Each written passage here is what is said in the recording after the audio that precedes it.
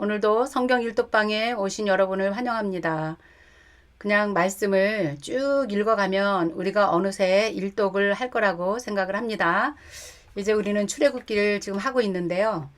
사실 어제 23장까지 다 우리가 다 봐야 되는데요.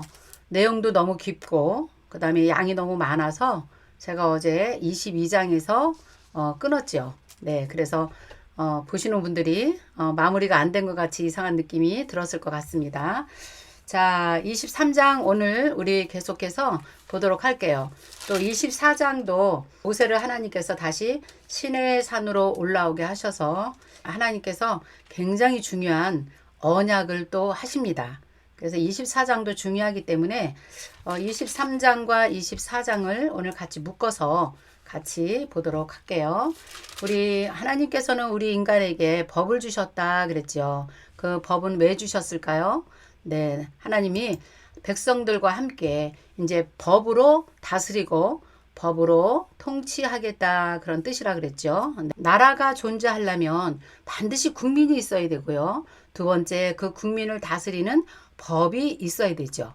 네. 자, 우리가 성경을 이렇게 봐야 돼요. 자, 하나님께서 이스라엘 백성들 전체와 언약을 하셨어요. 그렇죠. 이제 언약을 하시고 나서 법을 주셔야 되는데 그 법도 하나님이 십계명을 먼저 주시고 그 다음에 여러 가지 법들 우리가 살면서 필요한 많은 법들을 하나님께서 백성들에게 주시는 거를 봤습니다.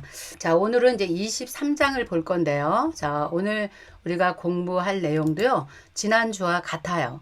20장부터 23장이 사실은 법 만들기였거든요. 근데 우리가 길어서 끝까지 가지 못해서 오늘 제가 23장 그 다음에 24장도 너무 중요하기 때문에 24장까지 오늘 공부를 해보도록 하겠습니다. 자, 그러면 오늘 내용은 뭘까요? 볼게요. 23장 공평에 관한 법, 그 다음에 세 가지 절기에 관한 법 중요하죠. 그리고 명령과 약속, 그 다음에 다시 모세와 시내산에서 언약을 하시죠. 그래서 시내산에서 모세가 40일 동안 이제 하나님께서 성막 설계도도 보여주시고요. 그 다음에 하나님의 나라 법을 또 말씀하시죠. 24장 굉장히 중요하죠.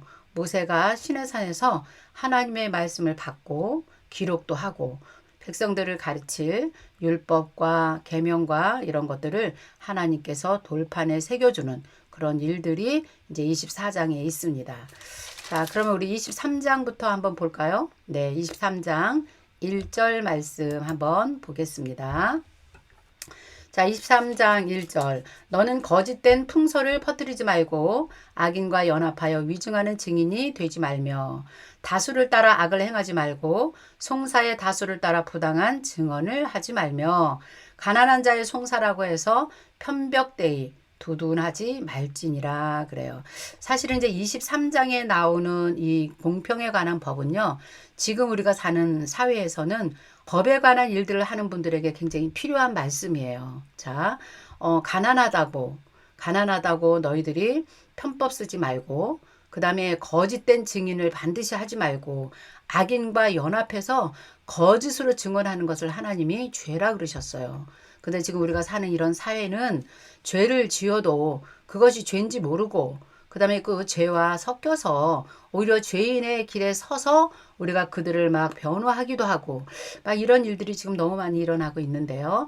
23장에는 그런 것이 죄다. 하나님께서 절대 그렇게 하지 말라. 하나님께서는 원래 공의와 정의로 우리를 심판하시고 하나님의 속성은 정의란 말이죠. 그래서 공의와 정의가 물같이 흐르는 나라가 되기를 원한다. 이렇게 해서 뭐 예언서에 아모스에도 그런 말씀이 있는 것처럼요.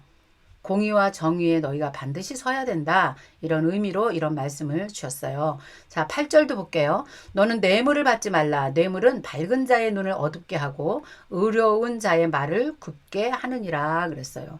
뇌물을 좋아하는 자는요. 정의로울 수가 없지요. 네, 여러분 지난 시간에 우리가 공부했지만 이드로가 천부장, 백부장, 50부장을 세울 때도 너희 백성 가운데 지도자를 이렇게 세워라. 그런데 반드시 이런 자를 세워라 할 때 뇌물을 좋아하는 자를 하지 말아라 이렇게 했어요. 그러니까 뇌물은 하나님께서 좋아하지 않으세요. 왜냐? 정의롭지가 않는 거죠. 뇌물을 받는 동시에 사람은 여기 보니까요. 눈을 어둡게 한다. 의로운 자의 말을 굳게 만든다. 그러니까 하나님은 참 우리 하나님께서는 참 이런 법들을 우리 인간에게 주신 게 너무 감사하죠. 네. 그래서 우리는 법대로 살면 되는데요.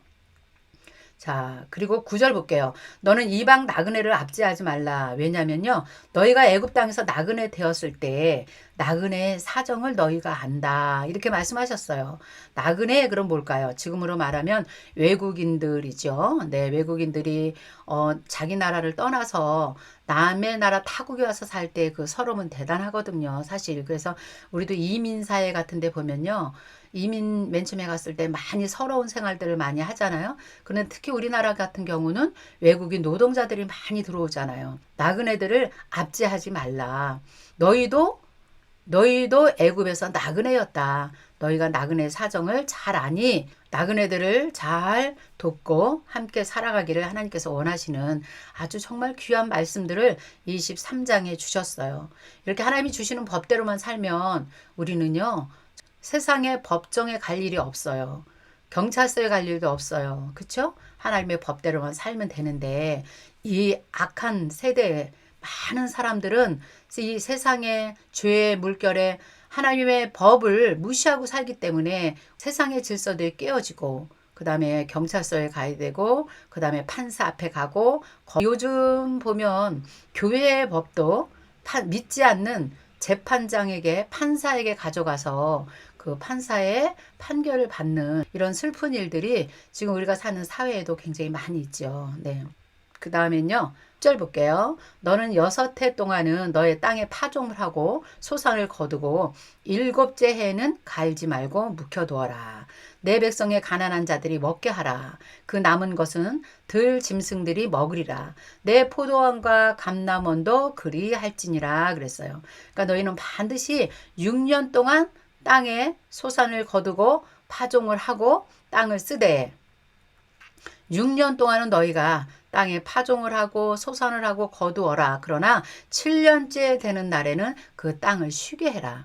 그 땅에서 나오는 어떤 소산이 있을지라도 그것을 가난한 자의 몫으로 남겨두고 또 들 짐승들이 먹게 하고 이런 것을 하나님께서 다 인간이 살 수 있는 법을 주셨는데 그게 안식년이에요.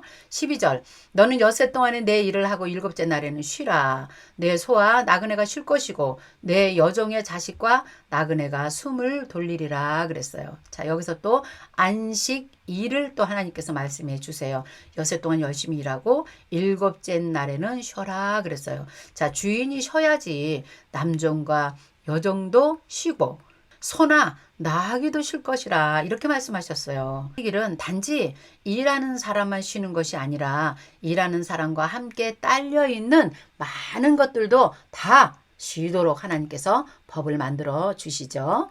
자 13절 보겠습니다. 내가 내게 이른 모든 일을 삼가 지키고 다른 신들의 이름을 부르지도 말고 내 입에서 들리게도 하지 말라 그랬습니다. 이 모든 일들을 하나님께서 이제 모세에게 다 들려주셨잖아요. 그러니까 이제 다른 신들을 너희들은 반드시 그 다른 신들의 이름을 부르지도 말고 내 입에서 들리게도 하지 말라. 아주 철저하게 하나님께서 약속을 받아내는 장면입니다. 자, 그리고 우리 14절 볼까요? 3가지 절기에 관한 법이에요. 이제 성경에서는 처음으로 절기에 대한 말이 나옵니다. 절기.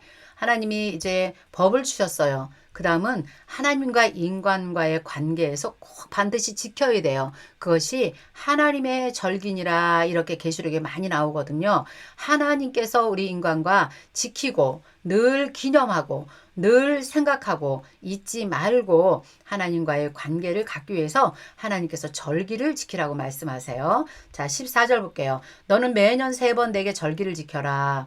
너는 무교절의 절기를 지키라. 내가 내게 명령한 대로 아빕월에 정한 때에 이래 동안 무교병을 먹을지니 이는 그달에 내가 애굽에서 나왔음이라 빈손으로 내 앞에 나오지 말지니라. 무교병을 먹는 그 기간을 우리는 무교절이라 그래요. 6월절 저녁부터 7일 동안 21일 동안 7일 동안 이 무교병을 먹으면서 무교절기를 지키도록 하나님께서 아주 정해 주셨어요. 그건 뭐냐? 너희가 애굽에서 나올 때를 잊지 말아라 이런 뜻이죠. 근데 반드시 이때 너희가 절기를 지킬 때 빈손으로 내 앞에 나오지 말라. 그래서 우리가 하나님께 예배할 때 늘 우리가 빈손으로 나오는 것 아니죠. 하나님께 나올 때는 반드시 재물을 가지고 하나님께 나왔던 것을 우리가 성경을 통해서 볼 수 있어요. 이게 구약에서만 필요한 것이 아니라 지금 우리가 사는 이 시대에도 하나님께 예배할 때는 우리가 하나님께 빈손으로 가지 않는 것이 사실은 성경적이기도 합니다. 자, 16절 봅니다. 맥추절을 지키라. 이는 내가 수고하여 밭에 뿌린 것에 첫 열매를 거둠이라. 하나님께서 이제 땅의 소산을 거둘 때 첫 열매, 첫 것을 하나님께서 짐승도 사람도 다 나의 것이라 이렇게 말씀하셨잖아요. 여기서는 이제 맥추절은 첫 열매를 하나님께 드리는 것을 우리는 맥추절이라 그래요. 맥추절을 지켜라. 그리고 수장절을 지켜라 그래요. 또 수장절은 다른 말로 말하면 초막절이기도 하고요. 장막절이라고 부르기도 해요. 이거는 뭐냐? 지금의 단어로 말한다면 추수감사절처럼 이제 농사를 지은 것을 다 마무리할 때 그 하나님께 감사의 예물을 드리는 그 기간을 수장절 이렇게 말합니다. 이는 내가 수고하여 이룬 것을 연말에 밭에서부터 거두어 저장한다는 뜻이 수장이라는 뜻이거든요. 그걸 다른 말로 말하면 초막절, 장막절 이렇게 부르기도 해요. 나중에 우리 절기를 자세하게 공부 한번 하도록 그렇게 할게요. 자, 17절. 내 모든 남자는 매년 3번씩 주 여호와께 보일지니라. 너는 내 제물과 피를 유교병과 함께 드리지 말고 내 절기 제물의 기름을 아침까지 남겨두지 말자. 내 토지에서 처음 거둔 열매에 가장 좋은 것을 가져다가 너희 하나님 여호와의 전에 드릴지니라. 너는 염소 새끼를 그 어미의 젖으로 삼지 말지니라. 이렇게 말씀하셔서 새 절기를 하나님께서 반드시 지켜라 하는 그런 말씀을 주셨습니다. 자, 그러면 이제 20절부터는요 33절까지는 또 너무 중요한 말씀이에요. 자, 이 모든 말씀을 하신 다음에 하나님께서 명령을 하셨으면 반드시 너희가 이것을 지키기를 원한다 이런 말씀을 하시는데요. 그것이 이제 20절부터 되겠습니다. 내가 사자를 내 앞에 앞서서 길에서 너를 보호하고 너를 내가 예비한 곳에 이르게 하리니 그랬어요. 하나님께서는 항상 하나님의 일을 진행하실 때, 그 다음에 하나님을 사랑하는 백성들을 보호하실 때 사자를 내 앞서 보내신다 이런 단어를 굉장히 많이 쓰세요.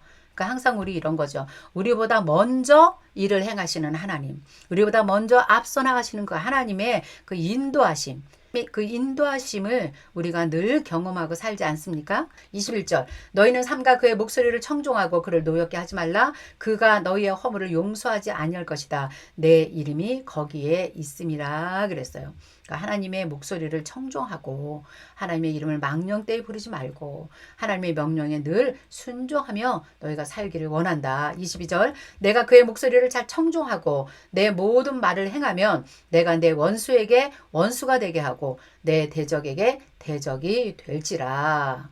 하나님께서 우리의 모든 것, 우리의 원수들까지도 하나님께서 다 방어하시고 함께 가시겠다. 23절. 내 사자가 앞서가서 너를 아모리 사람, 헷 사람, 브릿 사람, 가나안 사람, 히위 사람, 여부스 사람에게 인도하여 나는 그들을 끊으리니 너는 그들의 신을 경배하지 말고 섬기지 말고 그들의 행위를 본받지 말고 그것들을 다 깨뜨려서 그들의 주상을 부수고 내 하나님 여호와를 섬기라. 그리하면 여호와가 너희 양식과 물에 복을 내리고 너희 중에서 병을 제거하리라. 그리고 너희에게 낙태하는 자가 없게 할 것이다. 너희에게 임신하지 못하는 자가 없을 것이다. 내가 너의 날을 더하리라. 이런 말씀이 있어요. 자, 이 말씀 또 너무 중요합니다. 하나님의 말씀, 하나님의 말씀대로 그대로 순종하고 청종하고 너희가 살아내기만 하면 이제 가나안 땅에 들어갈 때 그 땅에 이미 살고 있는 족속들의 이름입니다. 여기 23절이요. 뭐 아모리 사람, 헷 족속, 브리스 사람, 가나안 사람, 히위 사람, 여부 사람 이런 모든 사람들도 내가 끊어내리라 그랬어요. 근데 한 가지 약속할 것이 있다. 뭐냐? 그들의 신에게 너희는 절대 경배하지 말라. 이거 24절 너무 중요합니다, 여러분. 그들의 행위를 너희들 절대 본받지 말아라. 그것들을 다 깨뜨리고 그들의 주상을 부수고 내 하나님 여호와만을 섬겨라 그래요. 이 말씀 너무 중요해요. 이 말씀이 레위기에 또 나와요. 계속 나옵니다. 이거 하나님께서 분명한 뜻이 있어요. 우리 어제도 공부했지만 가나안 땅에서는 이미요 그 음란한 행위와 그 음란의 행위 신들 이방 신들을 섬길 때 전부 다 그게 성적인 음란한 행위들을 다 하면서 이방 신을 섬기는 거거든요. 그러니까 너희들은 반드시 그 땅에 들어가면 이걸 다 끊어내라 이렇게 말씀하세요. 너희가 끊어내지 않을 때 어떤 일이 벌어지냐 33절에 나와 있습니다. 너무너무 정확하게 하나님께서 왜 이렇게 다 이방신들을 깨뜨리고 그들의 주상을 부수고 그들의 신에게 경배하지 말고 이렇게 살라고 했냐면요. 이유가 있어요. 32절 보겠습니다. 너는 그들과 그들의 신들과 언약하지 말아라. 절대 언약하면 안 된다. 그래서 우리가 구약을 공부하기 전에 여러분 미리 공부했잖아요. 하나님의 나라는 세상 나라와 섞이면 망하는 겁니다. 다른 말로 말하면요. 하나님의 백성들이 세상 사람들과 섞여서 이것도 아니고 저것도 아니고 회색지대에 살면 우리는 망할 수밖에 없는 것입니다. 반드시 깨트려 끊어내는 신앙생활을 우리가 해야 됩니다. 32절 볼게요. 너는 그들과 그들의 신들과 언약하지 말아라. 이게 너무 중요해요. 왜 그러냐? 33절이요. 그들이 내 땅에 머무르지 못할 것은 그들이 너를 내게 범죄하게 할까 하나님이 심히 걱정이 된다. 그 말씀입니다. 내가 그 신들을 섬기면 그것이 나중에 너희의 올무가 되리라. 이 말씀이요. 사실은요. 구약 전체에 흘러가는 말씀이에요. 그것이 너희의 올무가 된다. 우리가 한 번 죄를 짓고 두 번 죄를 짓고 세 번 죄를 짓잖아요. 그것이 올무가 되어요. 나중에는 감각이 없어요. 결국 하나님께서 그 사람을 끊어낼 수밖에 없는 거예요. 그러한 민족을 끊어낼 수밖에 없는 것입니다. 하나님을 섬기지 않고 이방신을 섬기는 나라치고 잘 사는 나라 있습니까? 없습니다. 정말 가난한 나라들 보십시오, 여러분. 미얀마, 캄보디아, 그죠? 네팔. 하나님을 거역하고 살아가는 우상을 섬기는 그 민족들 보세요. 하나님이 끊어내십니다. 하나님께서 복을 줄 수가 없는 거예요. 그런 나라 가난하게 살고 있잖아요. 그러나 우리가 이렇게 살고 있는 것은 그나마 우리 한국에 하나님의 복음이 들어와서 우리가 말씀대로 살라고 애를 썼고 기도의 산마다 기도원들을 만들어 놓고 하나님께 부르짖고 자녀들을 위한 기도를 하고 교회를 위한 기도를 하고 민족을 위한 기도를 하면서 우리가 살아냈기 때문에 지금 대한민국이 이 정도 살아가고 있거든요. 그러나 이제는 우리가 안심할 수 없는 시기에 지금 와 있는 것입니다. 우리 정말 깨어서 나라와 민족을 위해서 우리가 기도 많이 해야 돼요. 이것이 우리의 올무가 되는 것입니다. 하나님이 가장 싫어하는 것이 무엇입니까? 하나님 자리에 내가 하나님이라고 앉아있는 그 신이 있는 것을 하나님이 가장 싫어해요. 그것이 뭐예요? 바로 공산주의의 영입니다. 공산주의는요. 무신론자예요. 네, 자기가 왕이에요. 자, 이럴 때 우리가 함께 섞여갈 때 아주 위험한 상황이 되는 것을 우리는 알아야 됩니다. 그것이 나중에 올무가 되어서 이 민족이 하나님께 버림을 받으면 큰일 나지 않습니까? 우리 늘 깨어서 그렇게 기도해야 될 줄 믿습니다. 아멘. 이 올무가 되리라 이 말씀이요. 이제 계속해서 나올 거예요. 그래서 나중에는요. 너희가 가나안 땅에 들어가면 어린아이부터 가축에 이르기까지 전부 다 하나도 남기지 말고 다 죽여라 이런 명령을 하나님께서 내리세요. 그런 것도 우리가 여기에 근거를 하고 우리가 볼 줄 알아야 됩니다. 왜 사랑이 많으신 하나님께서 다 인간들을 죽이라고 하는가? 왜 그럴까요? 하나님 백성을 보호하기 위해서. 내 백성이 온 열방 가운데 제사장의 나라로 살아내야 되는데 섞여서 하나님 나라가 없어지는 것입니다. 하나님은 그런 계획을 갖고 있지 않으세요. 이것이 성경 전체에 흐르는 큰 줄기예요. 하나님 나라의 큰 줄기라는 것을 우리가 알고 성경을 보면 되겠습니다. 자, 그러면 그 다음은요. 자, 24장을 보겠습니다.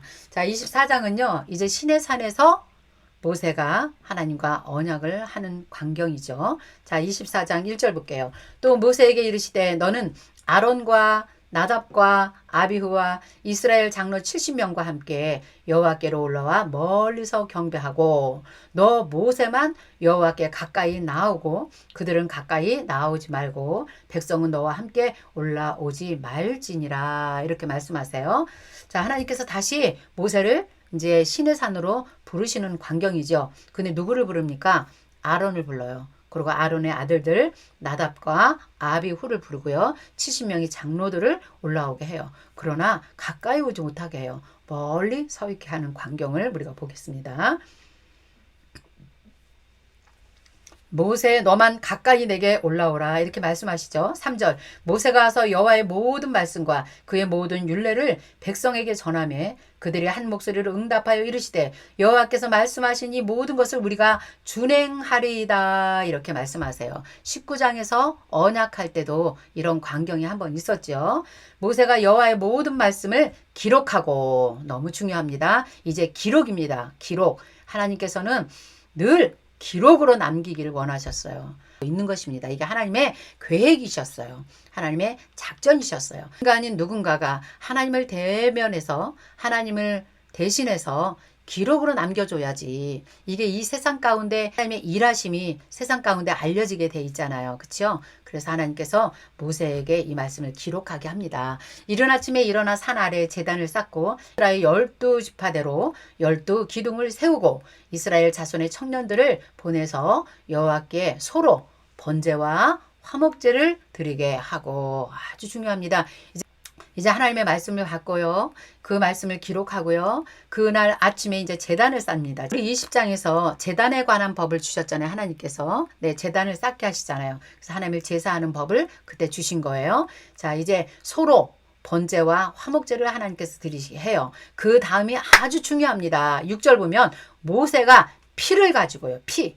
자, 이 피라는 단어 중요합니다. 6월절에도 어린 양의 피를 문설주에 발랐을 때 그 죄양이 뛰어넘어갔잖아요. 근데 여기서 보니까요. 모세가 피를 가지고요. 반은 양푼에 담고 반은 제단에 뿌린다. 이게 나중에 번제단에 이 피를 뿌리는 거예요. 나중에는요. 번제단에 피를 뿌리는 그런 의식이 있습니다. 지금은 그냥 제단에 피를 뿌리고요. 그 다음에 언약서를 가져다가 백성에게 낭독하고 듣게 하니 그들이 이르되 여호와의 모든 말씀을 우리가 다 준행하리이다. 이렇게 말씀하세요.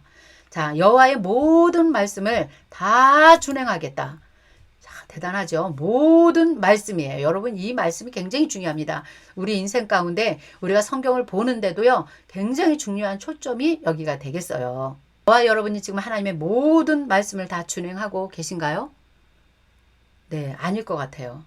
때로는요. 모든 말씀이 아니에요. 내게 버거운 말씀들은 우리가 보지 않아요. 내게 버거운 말씀들은 듣지 않으려고 그래요. 내게 좋은 말씀, 내게 편한 말씀만 우리가 보려고 그러고 그런 말씀만 자꾸 우리가 외우려고 하는 이런 것들이 너무 많이 있는데요. 오늘 보니까 모든 말씀이에요. 너희가 떡으로만 살 것이 아니라 하나님의 모든 말씀으로 살리라. 이 말씀도 예수님도 그 말씀을 하세요. 그런 것처럼 이 모든 말씀이라는 것이 너무너무 중요하다. 여러분 줄쳐놓으시면 좋겠어요. 네. 때로는 내가 듣기 거북한 말씀, 때로는 내게 징계가 되는 말씀, 때로는 내게 심판이 되는 말씀이 하나님께서 주신다 할지라도 그 말씀을 붙들고 우리가 기도하며 사는 것이에요. 하나님 나라는 부분적으로만 보는 것이 아니에요. 하나님의 나라는 전체를 볼 수 있어야 우리가 신앙생활에 도움이 되는 것입니다. 자, 모세가 그 피를 가지고 백성들에게 뿌립니다. 그리고 이르되 여호와께서 이 모든 말씀에 대하여 너희와 세우신 언약의 피니라 그래요. 자, 하나님께서 언약을 세우실 때는 반드시 피를 뿌리세요. 피. 이 피로 언약을 맺어요. 그래서 결국은 예수 그리스도가 이 땅에 오실 때도 그의 피로 말미암아 우리와 언약을 맺고 이제는 우리가 예수 그리스도를 믿기만 하면 우리는 구원을 받는 자리에 하나님 백성이 되는 자리에 앉게 되는 놀라운 은혜를 저와 여러분이 입고 사는 것입니다. 그러므로 하나님께서 이 언약을 세울 때 모세가 피를 뿌렸다 이 말이에요. 그 후에 일어난 일이 엄청나게 또 놀라운 일들이 있어요. 모세가 뿌린 이 피 언약 대단히 중요해요. 이 피의 언약 이후에 일어나는 일 한번 보도록 할게요. 자 이제 9절입니다. 모세와 아론과 나답과 아비후와 이스라엘 장로 70인들이 이제 올라와서 이제 올라온 거예요. 비로소 올라와서 이스라엘의 하나님을 보니 피의 제사 피의 언약을 맺은 다음에야 하나님을 볼 수 있다. 여러분 이거 너무나 중요하지 않아요? 네, 더 깊이 들어갈 수가 지금 없는 시간이기 때문에 제가 그냥 넘어갑니다. 그의 발 아래에 있는 청옥을 편듯 이스라엘 하나님을 보니 그의 발 아래에 있는 청옥을 편듯한 하늘같이 청명하더라 그랬어요. 피의 언약이 이루어진 후에야 비로소 이스라엘의 하나님을 보았다 그랬어요. 누가요? 네, 70인의 장로들과 그 다음에 아론과 나답과 아비후가 피의 언약이 있은 후에 우리가 아무 데서나 하나님을 볼 수 없다. 제가 계속 그랬죠? 아무렇게나 하나님을 만날 수 없는 것입니다. 반드시 피를 가지고 가야만 이때는 하나님을 볼 수 있었거든요. 근데 여기서 첫 번째 모세가 피의 언약을 맺으면서 그 백성들 대표들이 와서 하나님을 보니라는 그런 단어가 여기 있습니다. 하나님이 이스라엘 자손들의 존귀한 자손들에게 손을 대지 아니하셨고 그들은 하나님을 뵙고 먹고 마셨더라. 할렐루야예요. 피의 언약이 있은 후에 피의 제사가 있은 후에 그들이 하나님을 뵙고 하나님과 먹고 마셨다 그랬어요. 자 이제 우리 12절부터요 18절까지 보고 마치도록 하겠습니다. 자 시내산에서 40일을 있다. 이제 모세가 시내산에서 40일 동안 있으면서 무엇을 했는지 보겠습니다. 12절 여호와께서 모세에게 이르시되 너는 산에 올라와라. 내게로 와서 거기 있으라. 내가 그들을 가르치도록 내가 율법과 계명을 친히 기록한 돌판을 내게 주리라 그래요. 자 모세 참 힘들었을 것 같아요. 하나님께서 계속 내려가라. 또 올라와라. 또 내려가서 백성들에게 말하라. 또 다시 모세 올라와라. 막 이런 일을 계속 모세가 하나님께 이렇게 지금 불림을 받는 그런 모습이 여러분 보이십니까?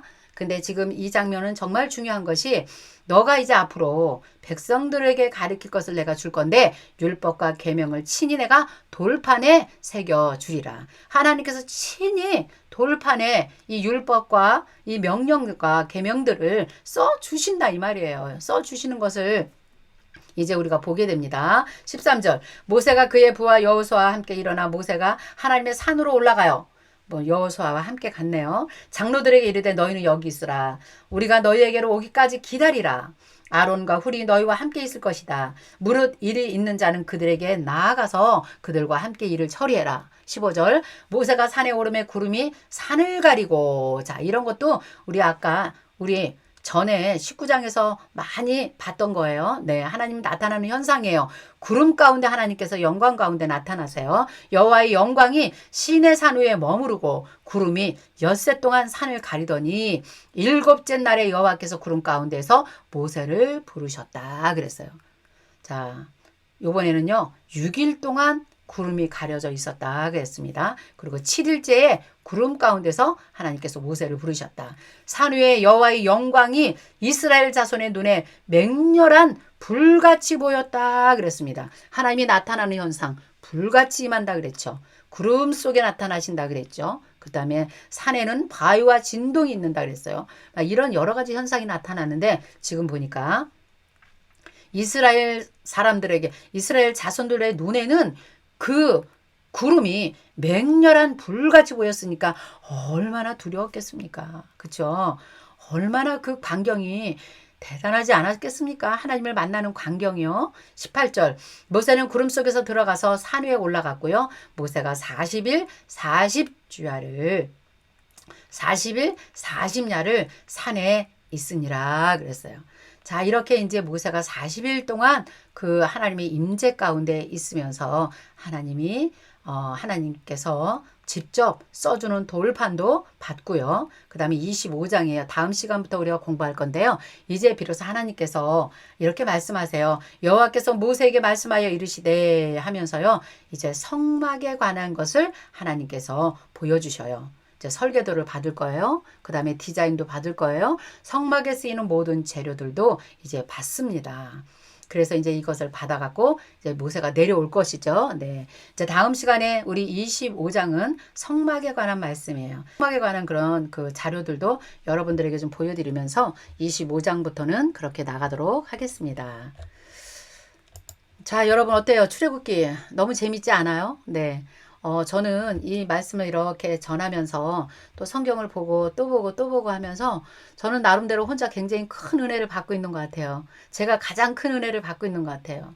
정말 이 시내산에서 하나님과 모세가 만났던 그 장면이 계속 연상이 되면서 현장감 있게 저에게는 막 다가오고 있거든요. 여러분은 어떠신지 모르겠습니다. 네. 자, 이제부터는 이제 출애굽기 25장부터 갈 거거든요. 40장까지가 이제 성막에 관한 것들이에요. 거의가.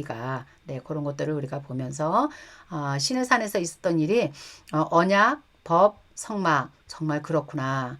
여러분 간단하게 이해가 되지 않아요? 출애굽기도. 네, 그리고 이때 발생된 책은 레위기다. 지금까지 제가 말했던 이 많은 법들 하나님께서 모세에게 말씀하셨던 것을 법전으로 이제 기록을 한 거예요. 그것이 레위기 책이다. 자, 여러분 오늘도 수고하셨습니다. 저는 이제 시간이 없어서 이렇게 빨리빨리 이렇게 왔지만 여러분들은 반드시 성경을 꺼내 놓으시고 성경을 한 절 한 절 읽으시면서 말씀을 보시면 좋겠어요. 네. 다음 시간에 다시 뵙겠습니다. 안녕히 계세요.